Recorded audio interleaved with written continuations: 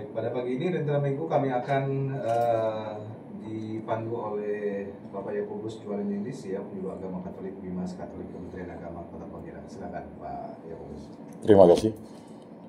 Salam kasih, damai dan sejahtera. Tuhan memberkati, menyertai dan melindungi. Salve para pendengar RRI Pro 1 Pontianak 104,2 FM dimanapun berada. Pada kesempatan ini, baik di media digital RRI Pro 1 Pontianak, di Lentera Minggu hari ini kita akan mengangkat tema Hari Raya Tubuh dan Darah Kristus. Mereka semua makan sampai kenyang, dari Injil Lukas bab 9 ayat 11b sampai 17. Sebelum memulai Lentera Minggu ini, marilah kita berdoa. Dalam nama Bapa dan Putra dan Roh Kudus. Amin. Allah Tritunggal Yang Maha Kudus, kami bersyukur pada hari ini kami merayakan Hari Raya Tubuh dan Darah Kristus. Sakramen Ekaristi yang merupakan tubuh dan darah-Mu yang maha mulia, yang diberikan kepada kami untuk kami tetap setia kepadamu untuk selama-lamanya. Semoga dengan Hari Raya Tubuh dan Darah Kristus dan juga di sebagian paroki mengadakan komuni pertama bagi anak dan remaja. Semoga dengan penerimaan komuni pertama mereka selalu setia kepada Yesus Kristus dalam gereja yang satu, kudus, katolik, dan apostolik. Dan berkatilah agar kami selalu setia untuk menjadi pengikut Kristus yang selalu mencintai Ekaristi dan mewartakan cita kasih Kristus dimanapun kami berada. Semua doa kami serahkan dengan perantaraan Tuhan kami Yesus Kristus yang hidup dan beraja, kini dan sepanjang segala masa. Amin. Amin. Dalam nama Bapa dan Putra dan Roh Kudus. Amin. Bapak, Ibu, saudara-saudara yang terkasih, para pendengar dari Pro 1 Pontianak dimanapun berada, sebelum kita membahas ini bersama Pak Sokian dan Pak Atong. Apa kabar Pak Sokian dan Pak Atong? Kabar baik. Luar biasa. Mereka berdua adalah pengurus ME Distrik 11 Pontianak dan juga aktivis gereja yang sungguh luar biasa. Pada kesempatan ini kita akan membahas ini, tetapi kita akan mendengarkan bacaan Injil suci Yesus Kristus menurut Santo Lukas bab 9 ayat 11b sampai 17. Tetapi Yesus menyambut mereka dan berbicara kepada mereka tentang kerajaan Allah, dan ia menyembuhkan orang-orang yang memerlukan penyembuhan. Pada waktu hari mulai malam, datanglah ke-12 muridnya kepadanya dan berkata, "Suruhlah orang banyak itu pergi, supaya mereka pergi ke desa-desa dan kampung-kampung di sekeliling sini untuk mencari makan dan penginapan. Karena di sini kita berada di tempat yang sunyi." Tetapi ia berkata kepada mereka, "Kamu harus memberi mereka makan." Mereka menjawab, "Yang ada pada kami tidak lebih dari 5 roti dan 2 ikan, kecuali kalau kami pergi membeli makanan untuk semua orang banyak ini. Sebab di situ ada kira-kira 5.000 orang laki-laki." Lalu ia berkata kepada murid-muridnya, "Suruhlah mereka duduk berkelompok-berkelompok, kira-kira 50 orang sekelompok." Murid-murid melakukannya dan menyuruh semua orang banyak itu duduk. Dan setelah ia mengambil 5 roti dan 2 ikan itu, ia menengadah ke langit dan mengucap berkat. Lalu memecah-mecahkannya dan memberikannya kepada murid-muridnya supaya dibagi-bagikan kepada orang banyak. Dan semua orang makan sampai kenyang. Kemudian orang mengumpulkan potongan-potongan roti yang sisa sebanyak 12 bakul. Demikianlah sabda Tuhan. Terpujilah Kristus. Para pendengar RRI Pro 1 Pontianak, kita akan membahas makna, refleksi, renungan tentang bacaan ini yang dikaitkan dengan Hari Raya Tubuh dan Darah Kristus. Dan kita sapa Pak Sokian dan Pak Atong. Baik, Pak Sokian, kita tahu bahwa Hari Raya Tubuh dan Darah Kristus ini adalah suatu hal yang sangat khas dalam gereja Katolik. Setelah Hari Raya Pentakosta, Hari Raya Allah Tritunggal Maha Kudus, dan Hari Raya Tubuh dan Darah Kristus. Dan seperti yang tadi diungkapkan pada pengantar, bahwa pada Hari Raya Tubuh dan Darah Kristus ini, hampir rata-rata semua paroki, terutama di Kuskupan Agung Pontianak ini, menerimakan sakramen Ekaristi atau komuni pertama bagi anak dan remaja, ya. Dan pasti pada misa kedua di hari Minggu ini ramai, ya. Jadi beberapa gereja di Kuskupan Agung Pontianak juga, dan juga di seluruh Indonesia, bahkan di seluruh dunia, ya, mungkin mengambil momen ini. Karena momen ini merupakan momen yang sungguh luar biasa. Baik, Pak Sokian, gimana menurut Pak Sokian makna dan refleksi terdalam tentang bacaan ini? Terima kasih. Makna dan guna bagi tubuh dan darah Kristus ini itu Yesus berbelas kasih. Ya. Ia menyambut orang banyak, memberitakan kerajaan Allah, dan menyembuhkan mereka yang sakit. Ya. Ia menunjukkan kepedulian Yesus secara utuh, baik secara rohani maupun jasmani. Ya. Tantangan bagi murid-muridnya ketika hari menjelang malam, para murid ingin menyuruh orang banyak pulang. Ya. Tapi Yesus menantang mereka untuk memberi makan. Tindakan kasih itu sangat konkret. Mukjizat dalam keterbatasan dengan hanya 5 roti dan 2 ikan, Yesus melakukan mukjizat. Ia memberkati, memecah-mecah, dan membagikan hingga semua orang kenyang dan masih tersisa 12 bakul. Ya. Makna simbolis lambang Ekaristi, Yesus mengucap syukur, memecah-mecah dan membagikan, paralel dengan tindakan dalam perjamuan kudus. Tanggung jawab murid, mereka menjadi perantara mukjizat. Yesus memberikan kepada mereka dan mereka membagikan kepada orang banyak. Baik, Pak Tong. Iya. Renungan apa yang bisa Pak Atom sampaikan kepada kita mengenai makna tentang Lukas bab 9 ayat 11b sampai 17 ini? Baiklah Pak Yakobus, dalam hal ini kita akan coba melihat atau merenungkan. Yang pertama, ketika kita merasa tidak cukup, Yesus bisa membuat cukup. Baik. Kemudian keterbukaan dan kepercayaan pada perintah Yesus membuka ruang bagi karya besar Tuhan. Ya. Ekaristi adalah makanan rohani yang mengenyangkan umat Allah sepanjang zaman. Baik. Yang menjadi refleksi kita Ya. tentang Injil Lukas ini adalah dalam kisah ini kita melihat Yesus tidak hanya berkhotbah, Ya. tetapi juga bertindak nyata dalam kasihnya, yaitu ia melayani secara utuh, menyambut, mengajar, menyembuhkan, dan memberi makan. Ia tidak membiarkan umat yang datang kepadanya pulang dengan lapar, baik secara rohani maupun secara jasmani. Baik. Hati yang peka dan peduli. Yesus menyadari kebutuhan yang orang banyak, bukan hanya kebutuhan spiritual, tetapi juga kebutuhan fisik para murid dan kita saat ini. Ya. Kepedulian Yesus ini menjadi teladan bagi kita. Namun, apakah aku peka terhadap kebutuhan orang di sekitarku? Apakah aku hanya berbicara tentang iman atau juga mewujudkannya dalam tindakan kasih? Sekarang kita lihat ketika kita merasa tidak cukup. Baik.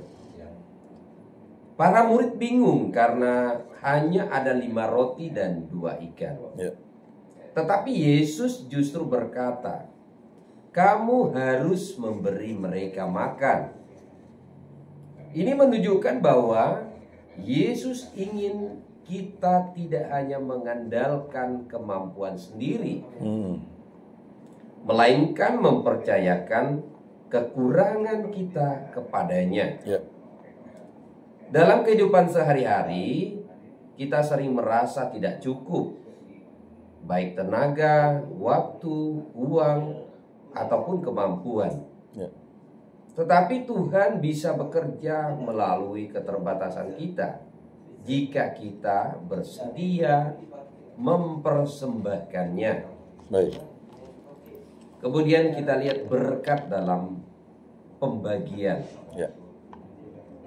Yesus mengucap syukur, memecah-mecahkan roti dan membagikannya.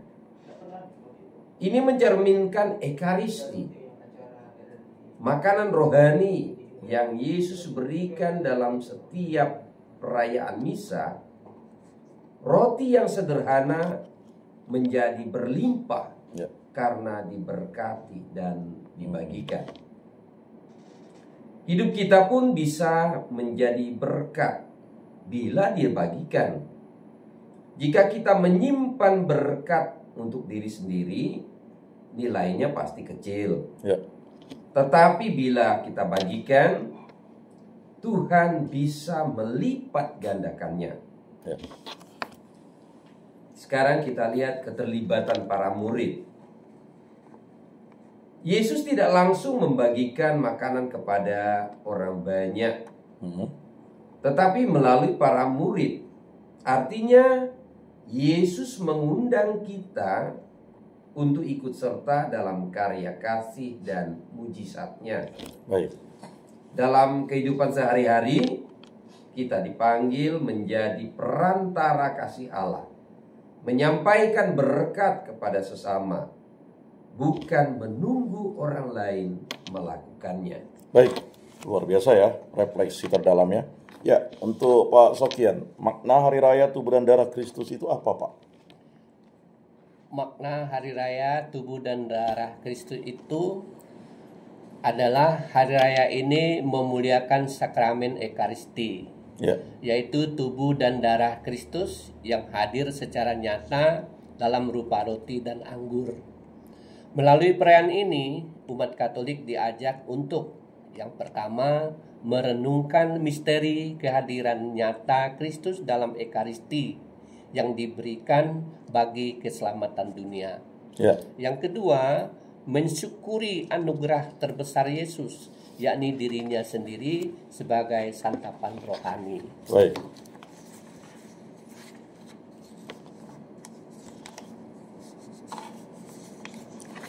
Pak Atong, kita tahu bahwa sebagai orang Katolik, ya, Hari Raya Tubuh dan Darah Kristus atau biasanya Corpus Christi, ya, ini kan bahasa Latinnya, ya. Ini dirayakan pada hari Minggu kedua setelah Pentakosta. Seperti yang kita sampaikan tadi, Hari Raya Pentakosta lanjut dengan Hari Raya Allah Tritunggal Yang Maha Kudus, kemudian Hari Raya Tubuh dan Darah Kristus. Ini merupakan suatu kelanjutan cinta kasih Allah yang secara tradisional pada Kamis sesudah Hari Tritunggal Maha Kudus, meskipun di banyak tempat perayaannya dipindah ke hari Minggu berikutnya agar lebih banyak umat dapat ikut merayakannya. Dan ini menghidupkan Ekaristi, di mana Ekaristi merupakan suatu hal yang bukan hanya ritual ibadah, tetapi sebagai gaya hidup orang Kristiani atau orang Katolik, yaitu kasih, pengorbanan, dan persatuan dalam Kristus, kan. Jadi banyak yang mungkin maknanya sangat dalam. Nah, apa dasar-dasar kitab sucinya, Pak? Iya, ada beberapa bacaan kitab suci yang biasa kita gunakan. Ya. Yang pertama ada Injil Lukas bab 9 ayat 11b dan sampai 17. Ya. Mujizat 5 roti dan 2 ikan yang barusan kita bacakan bersama tadi. Ya. Kemudian surat Rasul Paulus yang pertama kepada jemaat di Korintus, Ya. bab 11 ayat 23 sampai 26. Inilah tubuhku yang diserahkan bagi kamu, warisan perjamuan terakhir. Ya. Kemudian dalam perjanjian lama di kitab Keluaran di bab 24 ayat 3 sampai 8. Perjanjian Allah dengan umatnya disahkannya dengan darah. Baik. Pak Sokian, kita tahu makna terdalam sebagai seorang Katolik itu atau seorang Kristiani itu adalah menikmati tubuh dan darah Kristus dalam perayaan Ekaristi, ya. Puncak dari segala puncak iman Kristen itu atau iman Kristiani itu adalah sakramen Ekaristi. Itulah tubuh dan darah Kristus, dialah Yesus Kristus, dan ditahtakan di dalam gereja-gereja dan kapel-kapel dalam tabernakel ya. Nah, ini apa makna Ekaristis itu bagi kita sebagai pengikut Kristus? Terima kasih. Makna Ekaristi bagi kita sebagai pengikut Kristus, Yesus sendiri berkata, "Akulah roti hidup yang turun dari surga. Ya. Barang siapa makan dagingku dan minum darahku, ia memiliki hidup yang kekal." Ya. Menurut Yohanes pasal 6 ayat 51 sampai dengan 58. Hari raya ini menegaskan bahwa Ekaristi bukan simbol belaka, tetapi tubuh dan darah Kristus yang sungguh hadir berdasarkan doktrin transubstansiasi. Luar biasa ya. Ya. Pak Tong, bagaimana tradisi gereja melihat makna Ekaristis dan juga sakramen Ekaristi Maha Kudus serta perarakan ya yang biasa dilakukan di gereja-gereja adorasi? Iya, terima kasih Pak Yakobus. Tradisi gereja kita yang pertama adalah perarakan sakramen Maha Kudus. Baik. Di beberapa tempat sesudah misa ada perarakan sakramen Maha Kudus keliling gereja atau kota sebagai tanda penghormatan publik kepada Kristus dalam Ekaristi. Baik. Yang kedua, adorasi Ekaristi. Ya. Umat diajak berdoa dan menyembah Kristus yang hadir secara nyata dalam sakramen Maha Kudus. Baik, luar biasa ya para pendengar RRI Pro 1 Pontianak. Hari Raya Tubuh dan Darah Kristus yang sudah dipaparkan oleh Pak Sokian dan Pak Atong. Baik, sekarang kita masuk ke refleksi pribadi ya Pak Sokian dan Pak Atong. Iya. Nah, ini pertanyaan yang bisa dijawab dengan selama menjadi Katolik, selama menjadi orang Kristen ini. Ya, apakah kita menyadari bahwa dalam setiap komuni kudus kita menerima Kristus sendiri, bukan hanya simbol? Gimana Pak Sokian? Terima kasih. Refleksi pribadi Ya. itu yang pertama. Apakah aku menyadari bahwa dalam setiap komuni kudus Ya. aku menerima Kristus sendiri, Ya. bukan hanya simbol. Ya. Gimana menurut Pak Sokian? Jadi saya langsung, Ya. sepertinya langsung menerima tubuh dan darah Kristus itu masuk di dalam diri saya, di dalam tubuh saya. Ya. Menguatkan jiwa dan raga saya, Baik. menguatkan rohani kehidupan saya. Ya. Itu yang pertama. Mhm. Yang kedua, apakah aku menghayati Ekaristi sebagai pusat hidup imanku? Ya. Iya. Jadi Ekaristi ini adalah kekuatan, ketangguhan, jiwa raga yang saya miliki dalam hidup saya sebagai roh yang Maha Kudus Baik. untuk mengukuhkan, menguatkan jiwa dan raga saya. Ya. Sedangkan yang ketiga, apakah aku sudah menjadi pribadi ekaristik, yaitu hidup dalam syukur, Ya. berbagi dan pengorbanan untuk sesama. Saya kira kita selalu melakukan itu terhadap diri kita, keluarga kita, sesama kita, dan orang lain yang membutuhkan kita. Jadi kita sebagai insan yang beriman selalu bersyukur, berbagi, dan memberikan pengorbanan kepada orang lain. Baik. Terima kasih. Menurut Pak Atong gimana refleksi pribadi terdalam tentang ya menyadari setiap kali kita komuni kudus ya di dalam hidup kita? Iya, sebelum kita menerima komuni, biasanya tentunya di awal ada pernyataan tobat terlebih dahulu. Baik. Di mana kita memang menyadari kita orang-orang berdosa. Ya. Dan kita berdoa kepada kerahiman Allah untuk boleh memberikan pengampunan kepada kita. Ya. Sehingga kita dilayakkan untuk menerima Dia sebagai Raja di dalam diri kita. Ya. Dan di dalam peristiwa konsekrasi, yaitu di mana doa Allah sendiri dibacakan oleh imam. Di sana kita mengikuti bagaimana proses anggur dan roti itu diubah menjadi darah dan tubuh Kristus. Saya secara pribadi sangat kusuk dalam prosesi ini. Karena apa? Karena kita menyaksikan, kita mengimani bahwa peristiwa berubahnya anggur dan roti menjadi darah dan tubuh Kristus dilakukan oleh Yesus sendiri. Ya. Sehingga betul-betul saya menyadari saat saya menerima hosti dari seorang imam maupun prodiakon, saya merasakan kehadiran Allah di dalam pribadi saya. Nah, itu yang membuat saya menjadi damai, tenang, dan sukacita. Luar biasa ya Pak Tom. Baik para pendengar RRI Pro 1 Pontianak, pada paruh kedua nanti kita akan lebih menggali makna perayaan Hari Raya Tubuh dan Darah Kristus dikaitkan dengan ME Distrik 11, suatu komunitas pasutri yang luar biasa yang akan mengadakan JSN untuk memaknai makna Hari Raya Tubuh dan Darah Kristus secara kontekstual. Mari kita dengarkan pesan-pesan dari RRI Pro 1 Pontianak.